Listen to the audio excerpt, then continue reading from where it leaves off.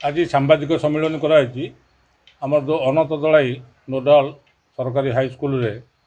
परिचालन कमिटी करिवारे अनियमितता से बाबद अनियमितता होती 15 जन कमिटी मेंबर बछाला जो दिन आमर वाइस चेयरमैन गढ़ाला सेठी आमर नूतन करी आसीथिबा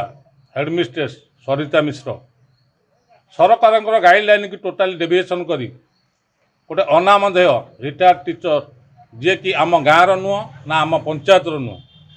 जार कि अधिकार ना से जगार बसवाई गाइडलाइन कहूनी तांकु आनी बसई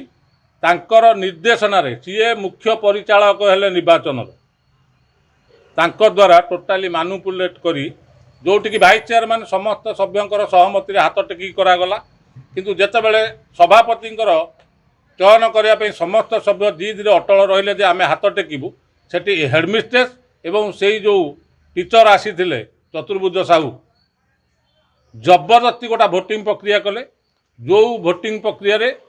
टोटाली और जमती गोटा मनोपली मानुपुलेट करी जो मानक भोटिंग पर भी उपस्थित सभ्य मानक रिजल्ट देखागलानी खाली भर्बाली शुणे दिगला एमाने जितेबाला कहते आमको टे देखा से नय देखी से हेडमिस्ट्रेस से बाक्स नहीं गड्रेज ताला पकड़े जद्वारा कि सेठारे उपस्थित थिबा समस्त कमिटी मेंबर हो हल्ला करी उठिकी पलि आसिले और सांगे सांगे आम उपरस्थ अधिकारी को जाई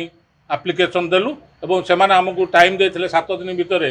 यार गोटा तदंत करी किसी विधिवत निर्यास बाहर करेंगे किंतु ता जिते न हो पारा आम बारंबार जाई दरखास्त देलु तापर काली आमर एडिशनल सब कलेक्टर महोदय एवं एबीओ गोटे कमिटी सब कलेक्टर करके पठेइथिले जार पुंखानुपुंख तदंत गला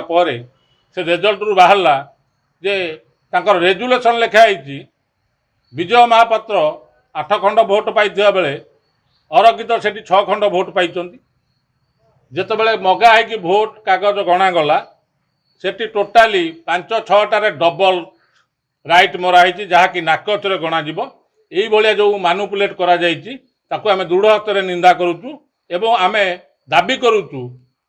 गोटे भल विद्यालय रे गोटे अप्रीतिकर परिस्थिति सृष्टि करुथिबा हेडमिस्ट्रेस को तुरंत बहिष्कृत करा जाऊ नचेत आगामी दिन में